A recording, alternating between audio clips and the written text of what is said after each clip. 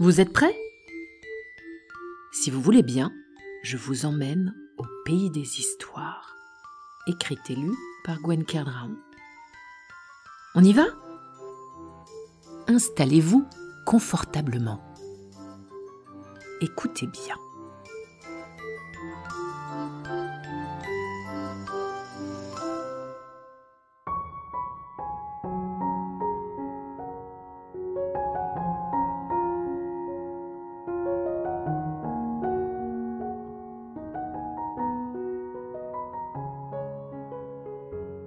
Un après-midi dans les nuages.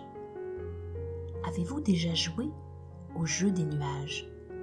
Oh, je suis presque sûre que oui. Jamais? Je vous explique.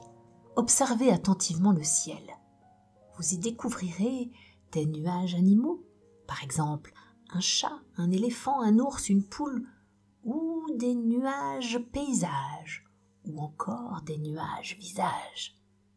Il arrive même parfois, si on a beaucoup de chance, d'y reconnaître quelqu'un qu'on aime très fort. Alors évidemment, il ne faut pas choisir un ciel tout bleu sans nuages, cela arrive parfois, ni un ciel tout gris, ce qui arrive aussi. Il faut prendre le temps. Il faut accepter, pour y arriver, de se perdre dans les nuages, d'avoir la tête dans les nuages. Il faut aussi avoir un peu l'âme d'un poète et surtout saisir le bon moment, car les nuages dansent au fil du vent. Essayez et vous verrez. En attendant, je vais vous raconter ce qui se passe là-haut, très haut parfois dans le ciel, car il y a longtemps, très longtemps, j'ai eu la chance, moi, d'aller dans les nuages pour de vrai. Oh, j'étais petite, mais je m'en souviens bien. J'aimais m'allonger à l'époque dans l'herbe et regarder le ciel, surtout quand il était peuplé de nuages. Croyez-moi, si vous voulez, un jour, un joli petit nuage tout blanc, tout doux, s'approcha de moi alors que j'étais en pleine rêverie et me dit d'une voix cotonneuse et remplie de douceur: « Coucou, je m'appelle Néphélie, et toi ?» Moi? Moi? Allez, viens jouer, je m'ennuie aujourd'hui. » Sans même que j'aie eu le temps de donner mon avis, j'étais emportée par le vent, sur le dos de Néphélie, un adorable petit nuage blanc. C'était doux, si doux. Je me sentais si légère. Imaginez-vous en train de voler sur un nuage. Tellement agréable. Elle me fit visiter tous les étages de sa maison et me présenta les membres de sa famille. Ils avaient presque tous des noms très compliqués. Stratus et Stratocumulus, Nimbostratus, Cumulonimbus, Cyrus et Cirrostratus. Oh, et j'en oublie, évidemment. Comparé aux autres membres de sa famille, Néphélie, finalement, avait un bien joli prénom. Elle me présenta Brume, son copain de toujours, un peu dans les vapes, celui-là un peu flou et confus dans ses paroles, même s'il n'avait pas l'air méchant. Il y avait aussi ses grandes sœurs, très coquettes, qui ne pouvaient s'empêcher de regarder leur reflet dans les lacs et les étangs. Par contre, elle me conseilla d'éviter les grincheux de la famille, les gros nuages gris. Un mot de travers et ils s'énervaient, se cognaient les uns aux autres et formaient éclairs et orages. Elle me mit en garde. Ce sont des rageux, bruyants. Ils se vengent sur les hommes parfois, en déversant sur eux des tonnes de pluie. Néphélie elle-même les évitait et ne semblait pas rassurée. Leur grosse voix la faisait trembler. Il y avait aussi les petits nuages mélancoliques. Néphélie, assez espiègle, ne les aimait pas trop. Ils pleurnichaient tout le temps et n'étaient pas très appréciés. Elle préférait de loin les autres petits nuages blancs.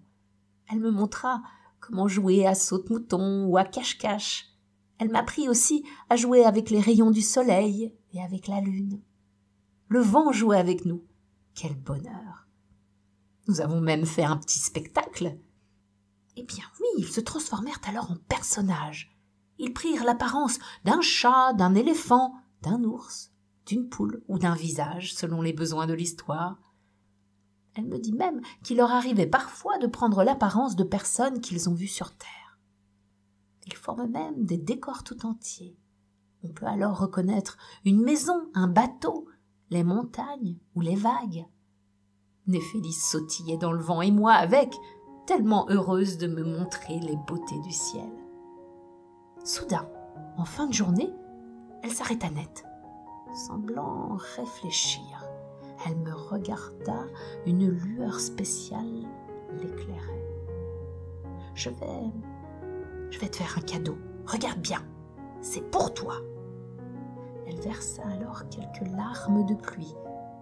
Des larmes de joie sans doute, juste ce qu'il faut, et se plaça dans l'axe du soleil. Un magnifique arc-en-ciel se dessina entre ciel et terre, comme un pacte d'amitié. Les 7 couleurs y étaient, violet, indigo, bleu, vert, jaune, orange et rouge. Quel spectacle!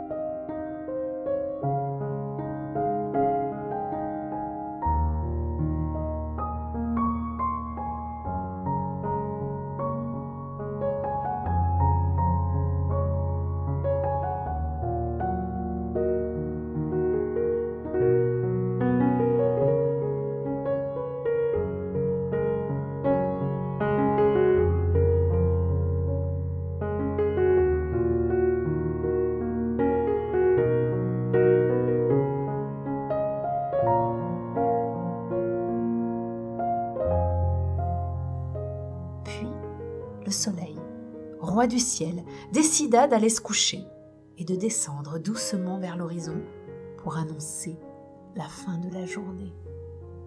Une dernière fois, les petits nuages sautillèrent au gré de la brise. Je les remerciai. Très émus, les joues de Néphélie rosirent, rougirent même, et tous les nuages du ciel en firent autant, comme une dernière révérence avant la nuit. Je retrouvai la terre ferme. Je n'ai jamais oublié cet après-midi dans les nuages. Regardez le ciel, vous aussi. Vous y verrez peut-être Néphélie et ses amis. Il se peut qu'ils vous fassent un spectacle.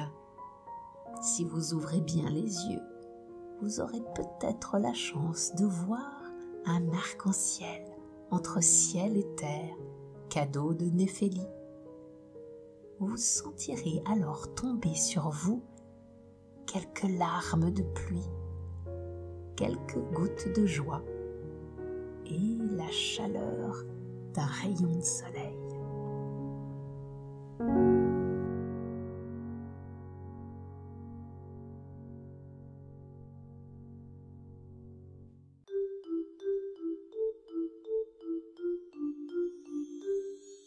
L'histoire est finie. Je vous dis à bientôt au Pays des Histoires.